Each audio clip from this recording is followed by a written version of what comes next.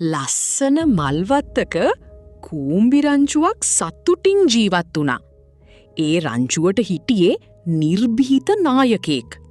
ඒ මල්වත්ත රැකබලාගත්තේ මල් රේණු සුරංගනාවයි.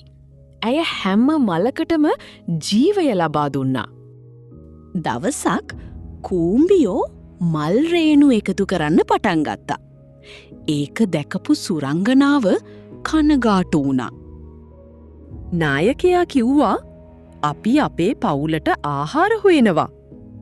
සුරංගනාව කිව්වා මල්වල ජීවයත් ආරක්ෂා කරන්න ඕනේ.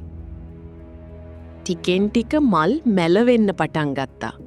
මුළු මල්වත්තම වෙනස් වෙන්න පටන් ගත්තා. නායකයාට තමන් කරපු දේ නිසා මල් දුක් විඳින බව තේරුණා. සුරංගනාවත් දුක් වුණා.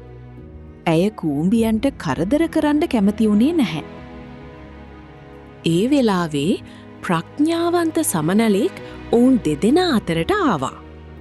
ඔහු කිව්වා බෙදාගෙන ජීවත් වුණොත් හැමෝටම සතුටින් ඉන්න පුළුවන්. සුරංගනාව කූම්බියන්ට අවශ්‍ය තරම් මල් රේණු ලබා දෙන්න එකඟ වුණා. කූම්බියොත් මල්වලට හානි නොකර පරිස්සමින් මල් රේණු එකතු කරන්න පටන් ගත්තා. නැවතත් මුළු මල්වත්තම ජීවයෙන් පිරුණා. හැමෝම සතුටින් hina වුණා.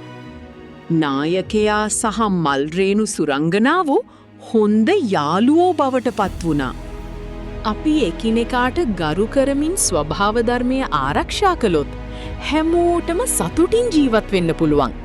එයයි මේ කතාවේ ලස්සන පාඩම.